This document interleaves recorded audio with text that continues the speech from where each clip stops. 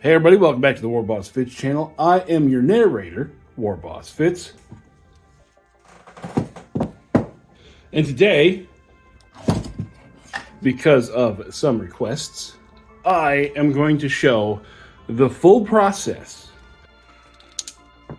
of how I print minis, what I use, how I use them, the order that I do things. So if you are new to mini painting, this will give you an idea of which direction to go. And if you are an experienced mini painter, maybe this can help you get the speed up a little bit. Here is the process. So the miniature I'm working on today is a one-page rules Beastmen Centaur hero. So I do all the models and the bases separate. Now I do big batches of bases, like 100 of them at a time. So I usually go with the 2mm thick because I like the smaller profile, or the smaller height for the bases. And what I use is just a cheap super glue. I get this in a 2-pack of the thin and the thick from Amazon for 10 bucks. And that normally lasts me about a month, maybe 2. So all we gotta do, dab a little on the feet and stick it. Try not to get super glue everywhere. And that's that. Ta-da! Instant adhesion. So now, let's go outside. So now we're out in the garage, and I've been using an old no parking sign that I stole from my college 25 years ago that I've been painting on. And you know, it builds up a pretty cool looking texture over time. All the dirt and the grime and the cat hairs, they end up getting coated. But yeah, this is what I prime on. And what I use 9 times out of 10 to prime with is good old Rust-Oleum gray primer. Or if I want to go for a more grimdark look, I start with black. But we're going to start with gray. And the key to priming when it is below freezing like it is now is keep it inside, and then when you come outside, stick it in your hoodie or whatever you're wearing. Make sure you keep it warm. But we're only going to have it out maybe 2 minutes. There's our lovely Centaur there. Make sure we give it a shake.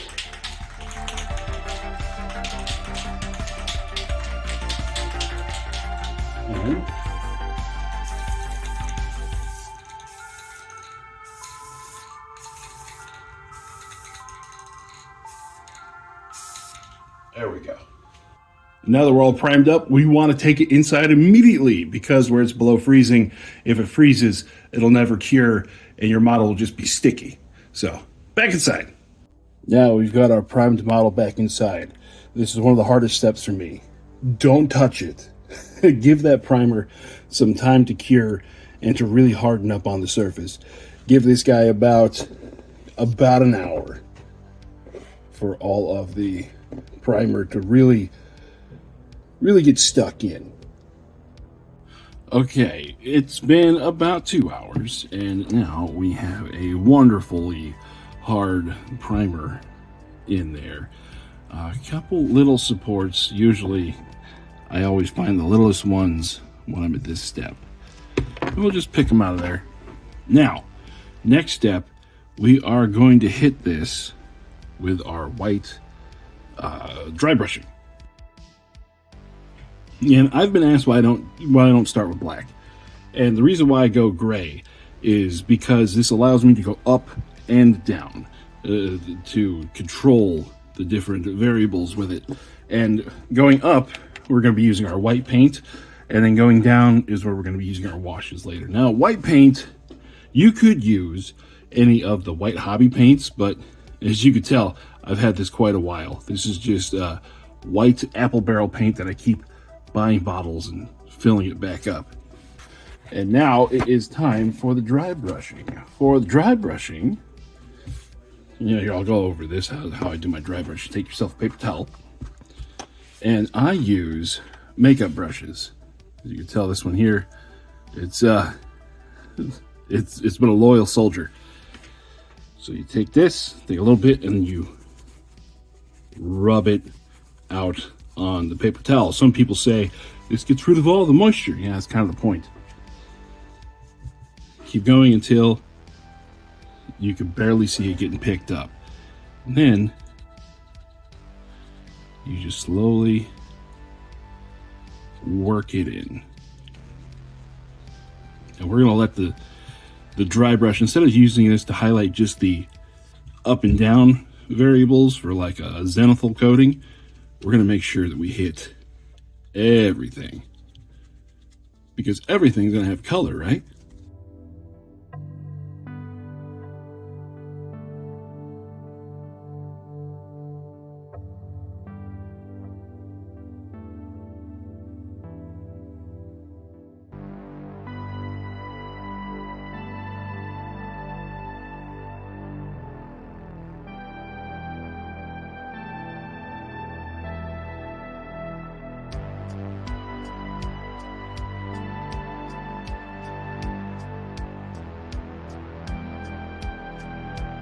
And instead of going back and reloading the brush all the time, just keep running over it. There's a whole lot more white paint in your brush than you think there is.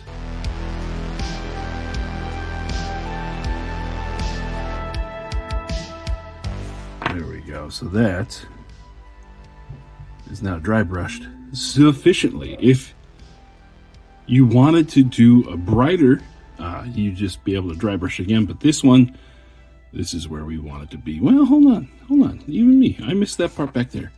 So we're just going to take our brush, still not reloaded. We're going to get in there so that we hit the top of those armor panels. Now again, normally I do these in batches of like 30 at the smallest. So we're gonna wait a little bit. Let's let her sit. So we've let this dry for a little bit, and in that time I've gone and got new water, and then I've laid out the colors that I'm mostly going to be using. There might be a few more, one or two I pull in later. But for the Beastmen that I have, their base color is Sand Golem for the skin, and then their armor is Blood Red. And now what we do is we start with the deepest color first. And in this case, the deepest color, what I mean by that is the color that is the deepest on the model. And you see, I keep always finding little supports as I go along. Just pull those right out of there. The model that is the deepest in there is going to be the skin color. So we're going to start off with a Sand Golem. And then I get my little base for putting the paint.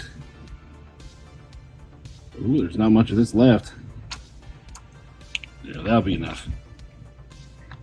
And let me get these out of here so the camera doesn't focus on those. Now what I do is I like to water down the speed paints a little bit, just a hair. In this case, whatever I put on the brush for water will be enough to thin that down. And then we just dive right in.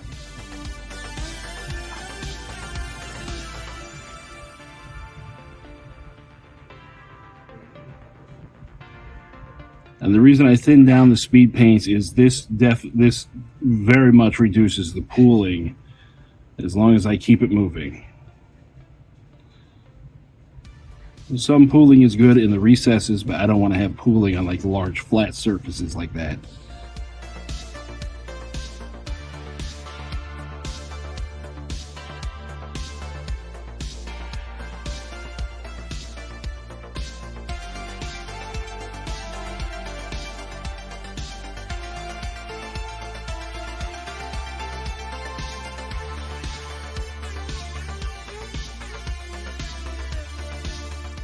And normally on just a regular, model in the unit, I wouldn't care about the lashing. I would just go right over top of it.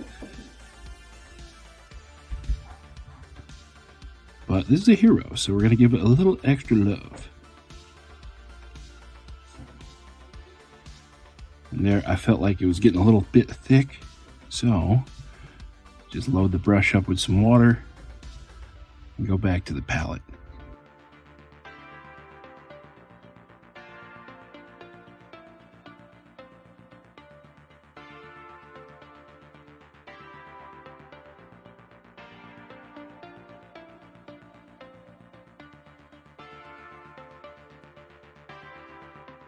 this is where you have to make some decisions. Like, is that skin? Is that armor? Do I want to have the fur be darker? These are all just thoughts that run through my mind while I'm doing this. This, like that there, that could have been leather if I wanted it to be, but no, I want to have that skin color running up through. And then just make sure you do that on the other side.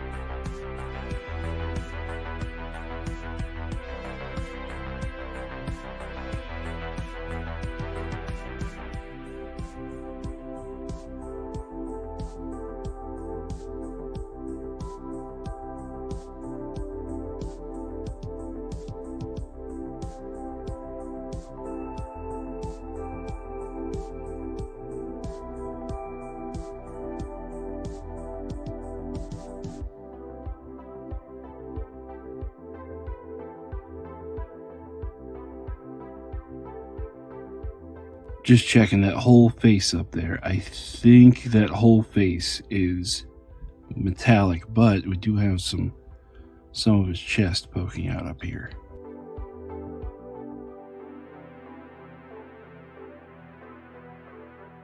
And we'll say it's the same on the back too.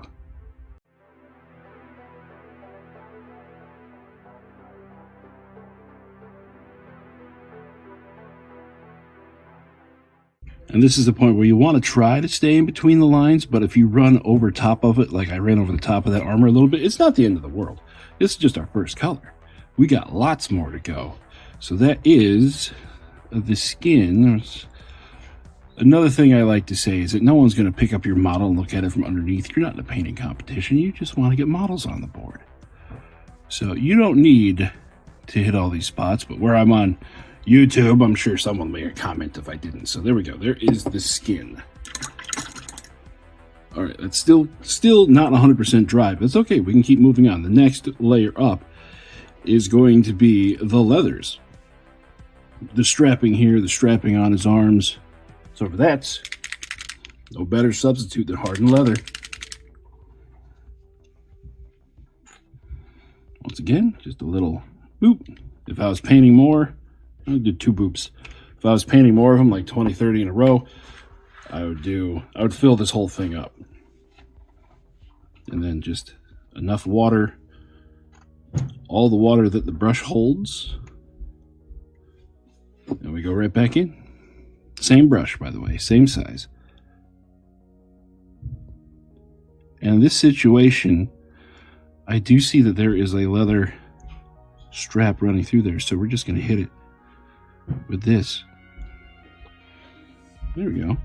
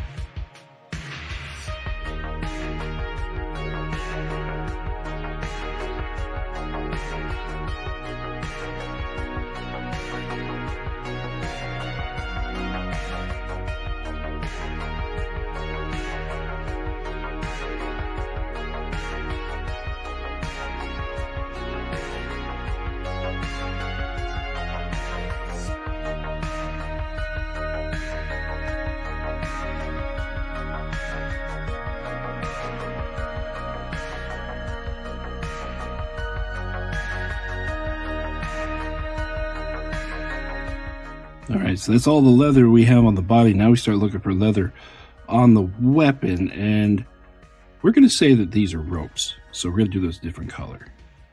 Now, because here on, like on this leg, I didn't notice it, so I just painted the skin color. But back here, I noticed that there's like a cuff that he wears underneath those straps. So for that, we're going to do that, again, leather, but it's going to be a different type of leather. Just to make sure that, you know, we have some variation, we're going to use satchel brown.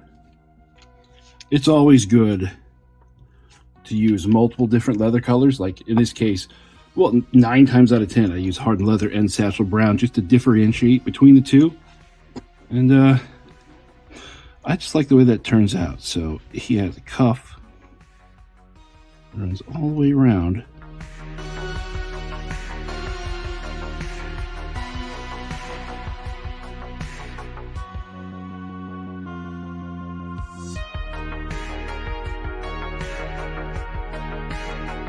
Again, if this is a rank and file person in the squad, I wouldn't really care. I hit the whole thing with hardened leather and just move on.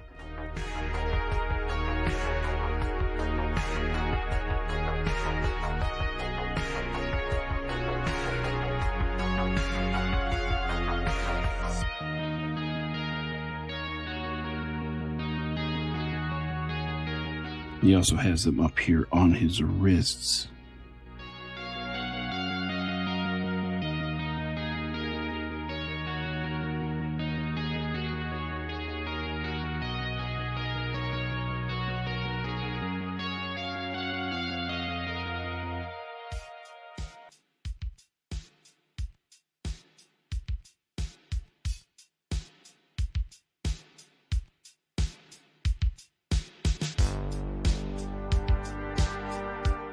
There we go.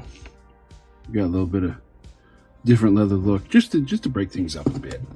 Now it's time to do his armor, and for that we got blood red. And because there is so much armor on this one, we're not going to do all of it blood red. We're gonna leave some parts to just be a regular steel color, because that would just be blah. So what I'm going to do is I'm going to paint the armor insides this blood red color, and then the spikes, maybe the trim in some places will be different. So here's where we're going to have to start being a bit careful with our brushwork.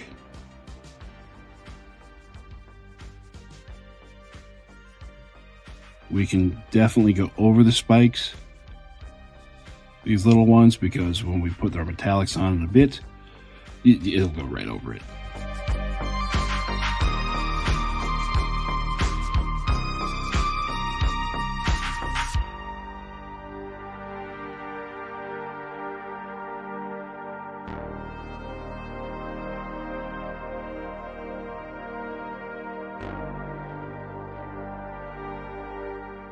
And this is a fun spot where I can start to see leather and stuff I've missed. So we will go back and grab those after this.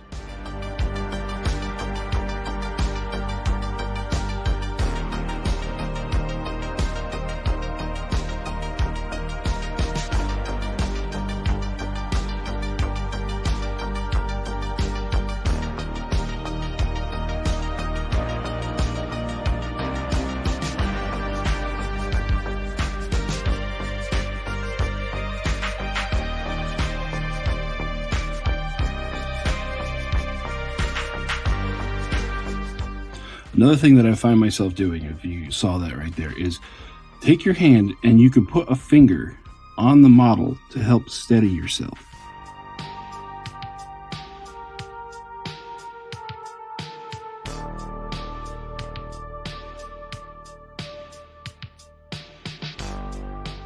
What is that? Hold on a second.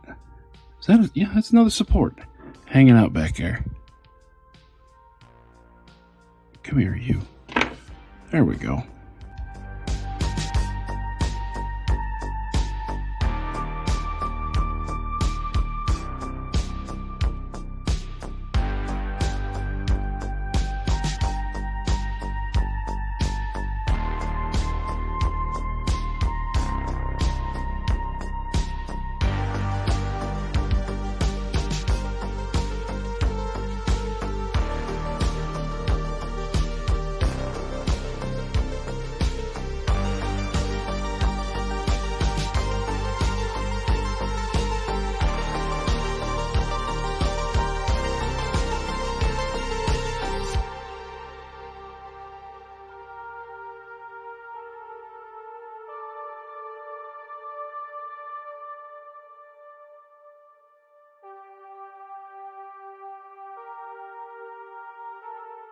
And see, I missed the whole backside of this.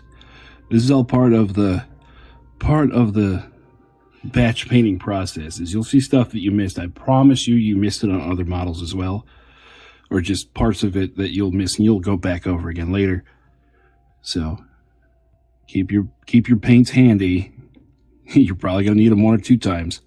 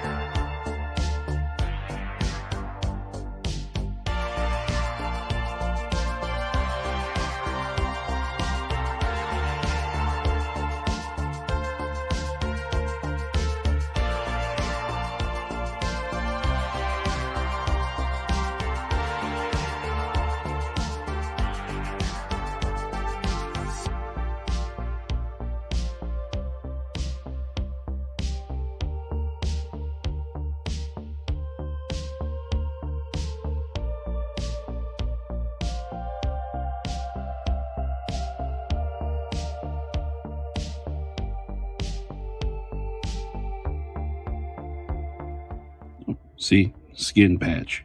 Missed that.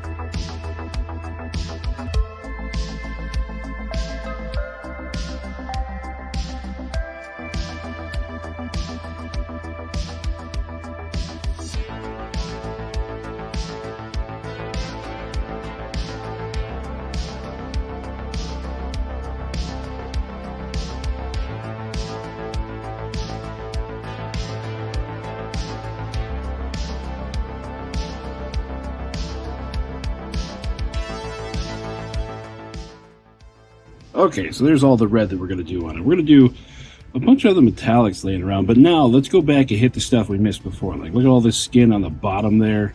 We're going to go hit that. The patches over here, the leather belt. Yeah, this is all part of the fun. Again, if I was doing 20 or 30 of them at a time, I would just bounce between the colors. I would also be using a much bigger brush with a bigger belly. This is definitely more of a detail brush. When I mean belly, I mean I want it to have a pretty thick midsection, like this. Now it's awful frayed at the top, but this one has a thicker belly than this one does. So it will actually hold more paint in it and let me just keep moving faster. But where it's only one model, I don't really need that much speed.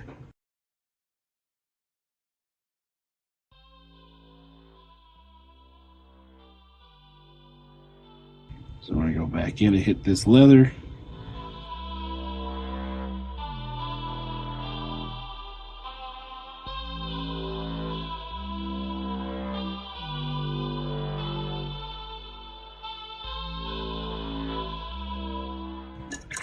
And then when you get speed paint in a spot you don't want, like see that red there on the tail?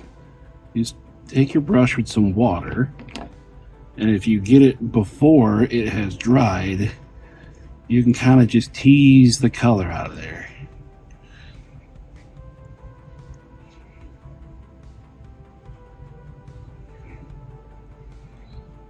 Tease the color out.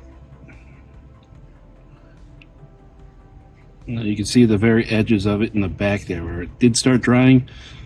That's fine. We can fix that in post.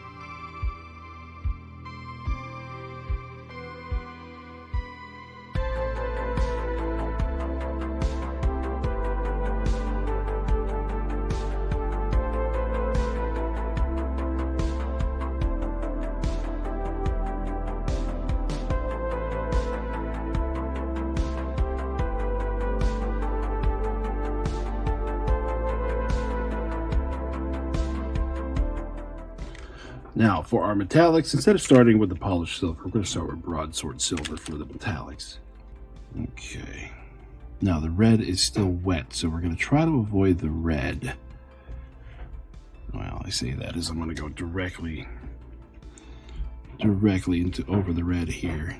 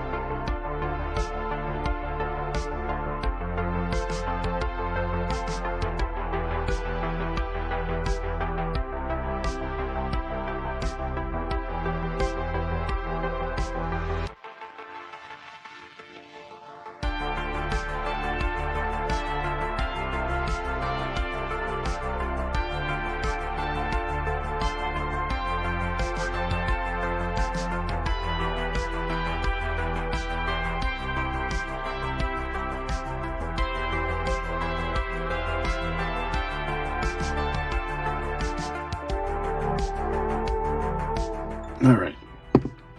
We got that so far. I don't know if you noticed me struggling to get the red to stop blending here. What we're going to use in that situation right there, instead of the speed paint, we're going to go in with plate mail metal to just give us some more body so we can go over top of the red.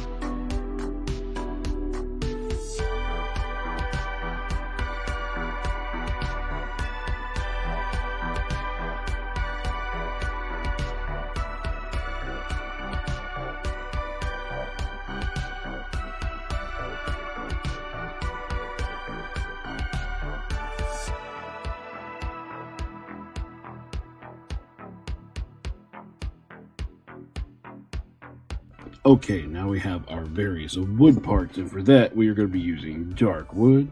Ta-da. Now, dark wood, as it says on the tin, is very dark. So what we're going to do is we are going to take a little extra water.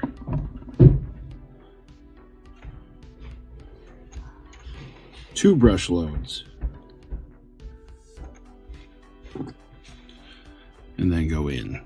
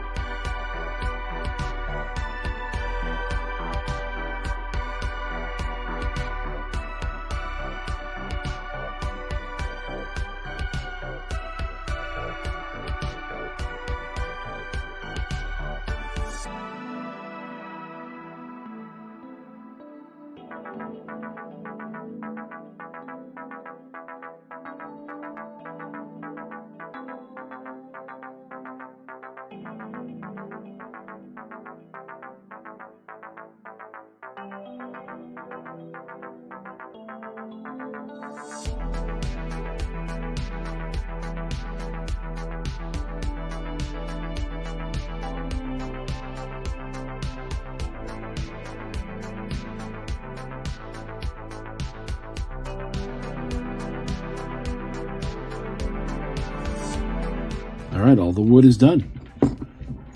Next we go in with my favorite color, pallid bone. Pallid bone out here pallid bone out here painting whole armies. Okay, so for this pallid bone, we're going to be doing it on the ropes here.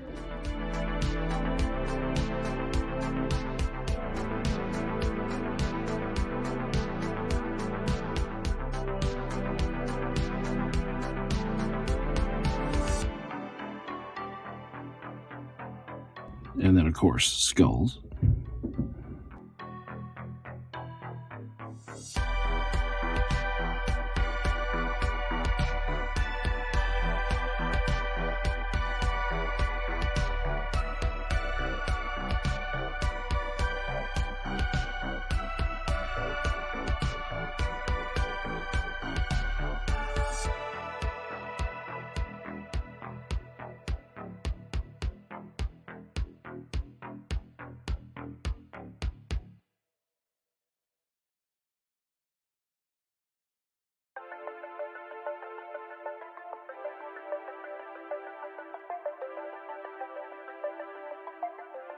Oh, and then the skull in his hand.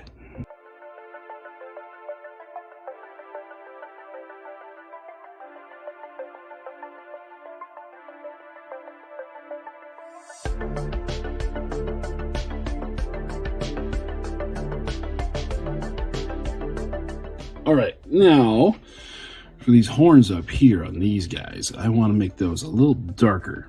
So for that, we're going to use 1 drop of pallid bone.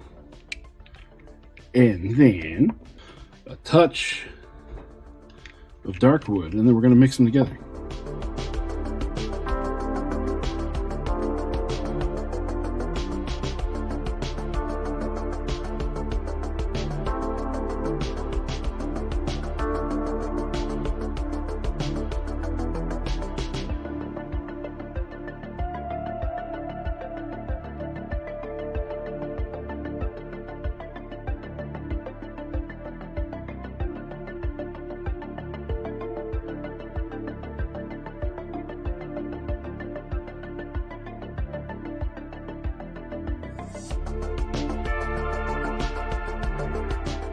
Well, it didn't come out much darker at all. All right, let's do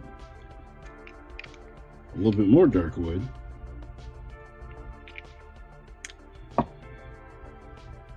Just run over the same spots. There, that's better.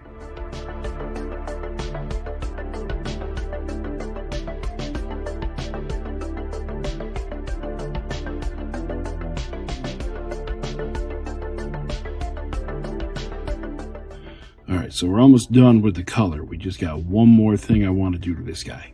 Okay, I lied. More than one. I just realized I missed all the spikes on his upper body.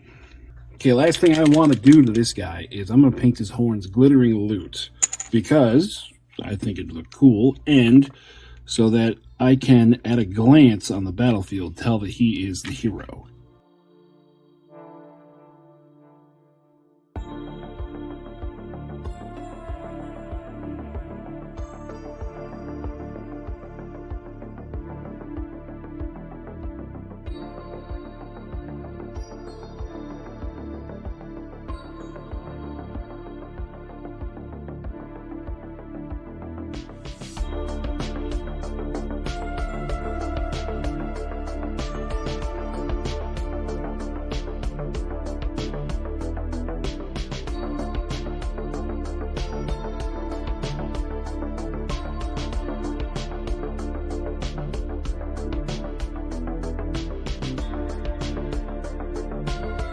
There we go. Now we got some gold horns. So now, once again, we just let this sit for a few minutes, and I'll show you guys the stuff that brings it all together. Once again, back out in the garage, we're going to be using some of the Rust-Oleum Matte Clear on our model here. All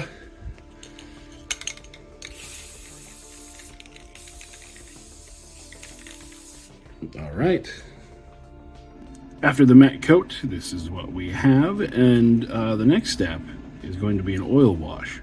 Most people say use a clear coat or a gloss coat before this, but I like using the matte coat because it gives the oil a little bit more to pull on. And here is my oil wash, or at least what's left of it after it's sat for a while. It does separate. Now, oil washes is literally oil paint and mineral spirits. And the oil paint I like to use a combination of lamp black and burnt umber, because this on its own feels too something, but these combined together I think feels just right. So when it separates, you get your oil brush. Yes, you should have a dedicated oil wash brush. Like here's mine. Beat the hell, it's a makeup brush. And then give her a stir. Ooh, I think I need to add a little bit more mineral spirits in this because that feels thick. Yeah, it's thick. The mineral spirits will evaporate over time, even if you have it capped off like I did. So we're gonna put a little bit in there. Here more. There we go. Just trying to remember where that paint line was before I mixed it. So we give that a mixy.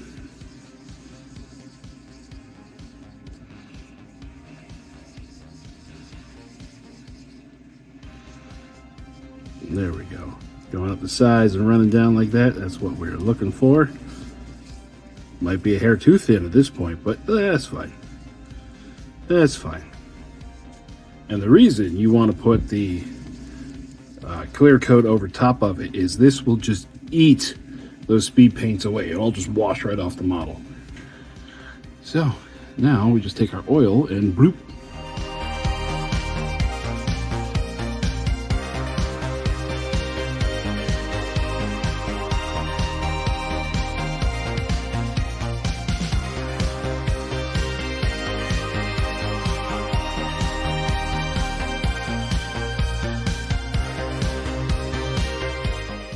Go. It's all juiced up. Make sure we got all of it. I believe that we did. Now again, we'll let her sit.